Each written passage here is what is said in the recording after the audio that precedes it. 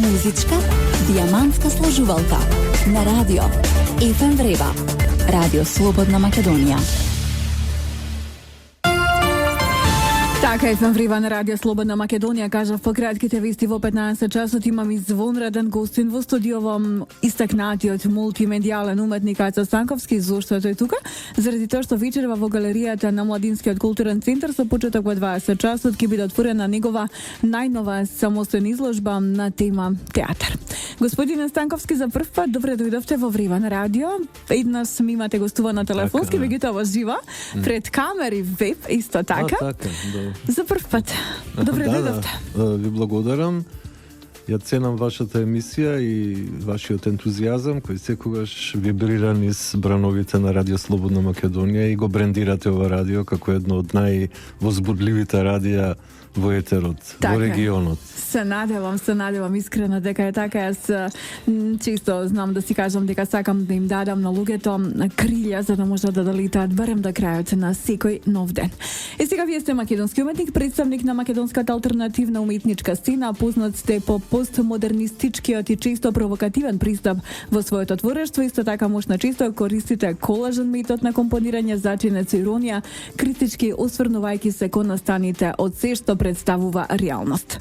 Колку е реално она што вечерва ќе имаме можност да го погледнеме во Младинскиот културен центар во неговата галерија со почеток во 20 часот на тема театар? Па, прилично е надреално или во суштина тоа е... Да, тоа е... Мислам како форма тоа е реално, нели? Базата е реалистичка, самата наративност е во контекст на едно реалистичко прикажување на нештата, меѓутоа темите се токму митолошки, говорат за еден митолошки, антички, древен театар, така да тоа е еден од оние моменти кои на некој начин ја означија мојата ликовна дејност во последниве можеби 7-8 години. Тоа беше една фаза која на некој начин конвергираше со она што се случуваше, нели, со проектот 2014, каде што ја не само што влегов во одбрана на тој проект од X причини, нели, сега би било предолго за тоа да збориме, меѓутоа исто така сакав и да поработам во тој стил. Значи, најиманентно да се воспоставам во однос на тој критицизам или одбрана на самиот проект, учествувајќи, значи, со својата работа и со својата вибрација во сето тоа. Така. Во синопсисот посочувате дека околу сето на што представува театар, велите театарот од секогаш бил голема инспирација за сликарството, не само што сликарството често пати играло значајна улога во организирањето на сценографиите, амбиентот, да се сетиме велите само на Пикасо, Миро или Марк Шагал, кои често пати биле интегрирани во авангардните представи на париската сцена. Меѓутоа исто така самиот театар како уметнички феномен бил предмет на интерпретација тема на бројни сликарски ремек дела, како оние на Дега, Тулуз, Лотрек и така натаму. Рембрандт сте си уште?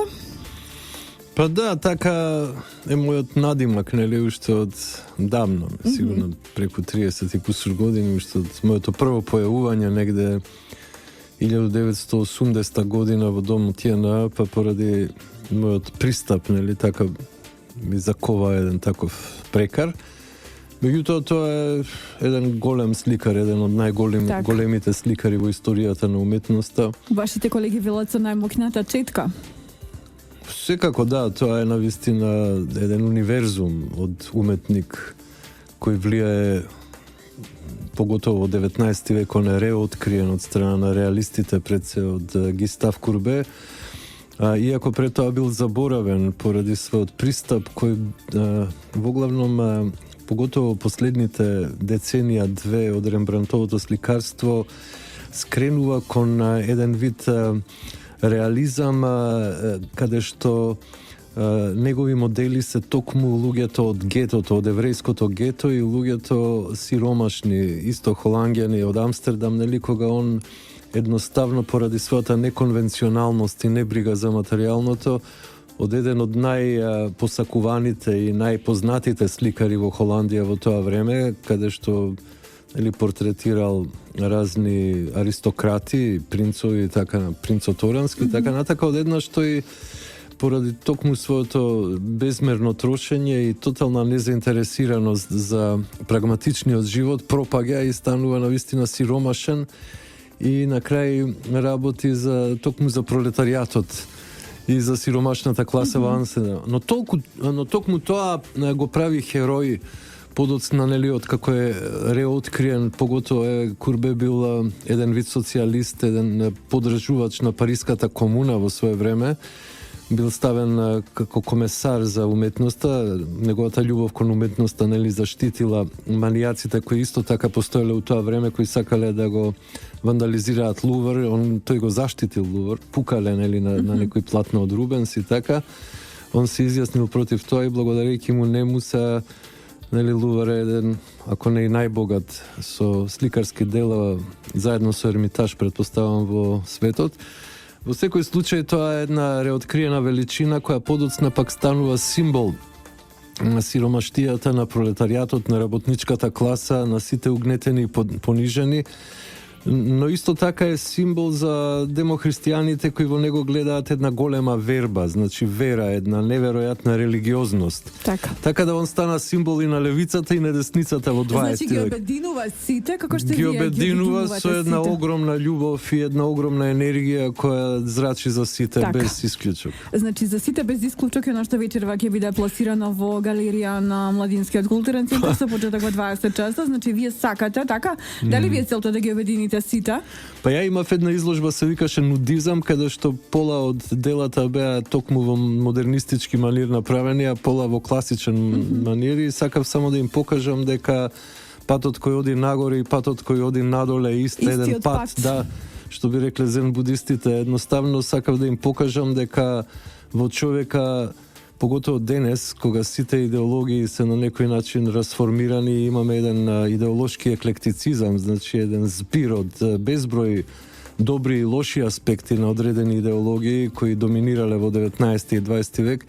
Според мене денеска веќе нема идеолошки платформи кои може да мобилизираат маси луѓе, туку има програми во кои има делови од левичарскиот и од десничарскиот пристап и едноставно денеска веќе живееме, нели, во постмодерната, а тоа е исто и едно постидеолошко време. Тоа што не им е јасно на многу.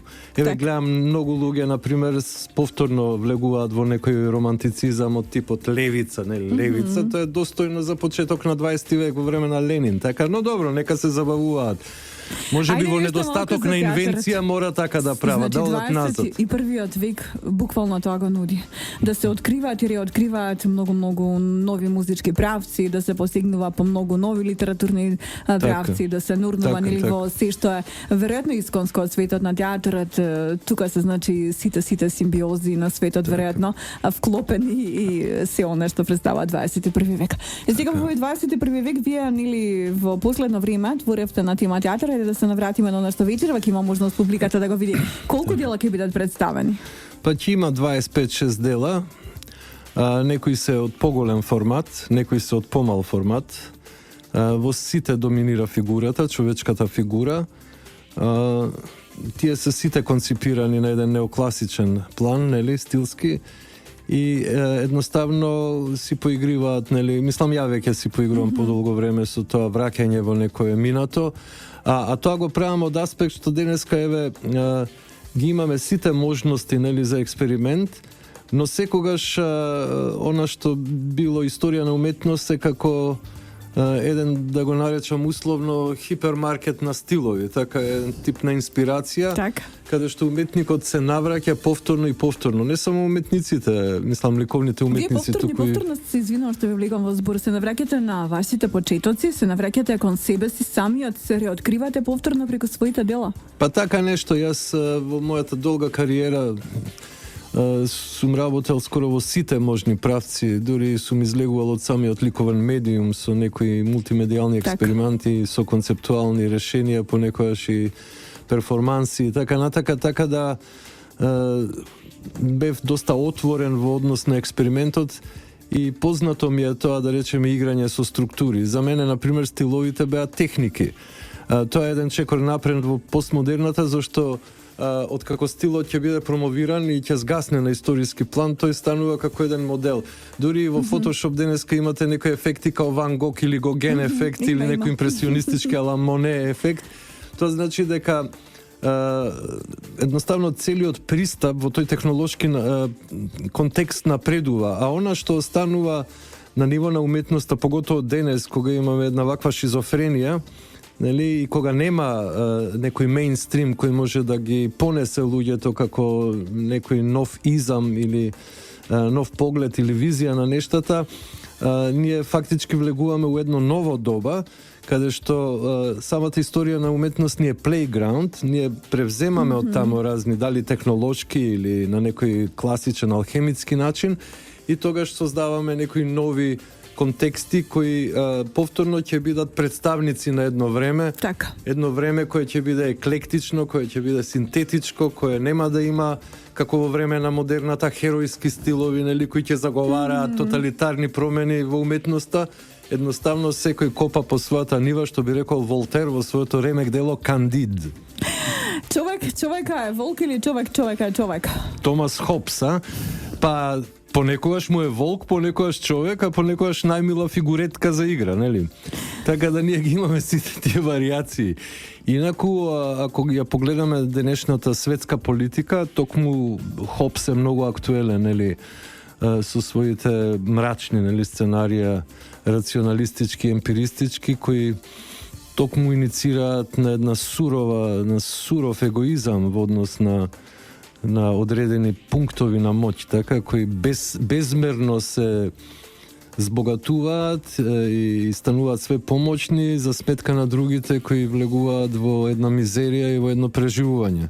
Ние ќе влизаме вечерва во театар во 20 часот во галеријата на Младинскиот културен центар. До кога можеме да останеме во вашиот театар? До кога вашиот театар ќе има можност да игра во МКЦ во неговата галерија? Па мојот театар секако дека ќе игра до затворањето на МКЦ, мислам дека има некој концерт на Јаков Дренковски, потоа ќе има други концерти Свонс, Бернес Пропаганда и така во текот на следните недели, а мојата изложба ќе трае месец дена. Така да ќе можат сите заинтересирани да ја видат и идејки на концертите. Така, продажна? Па продажна е, меѓутоа морам да признам дека денеска арт маркетот скоро и да не постои во Македонија.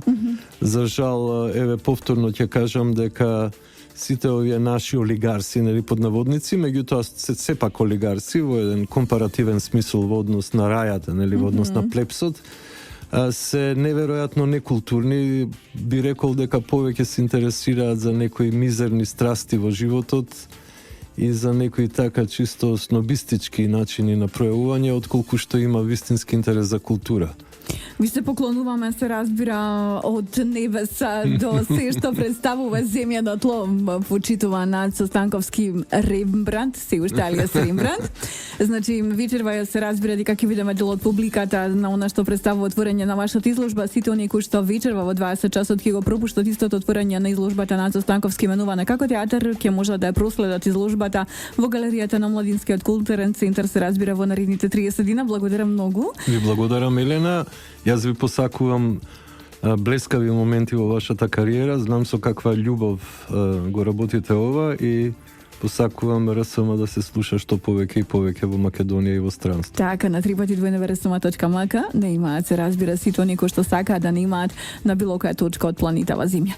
Ви благодарам многу и ви посакувам навистина брилјантни нешта во продолжението на вашиот живот и во продолжението на вашата кариера, а во продолжението на програмава ЕФМ Прива на Радио Слободна Македонија, ЕПП.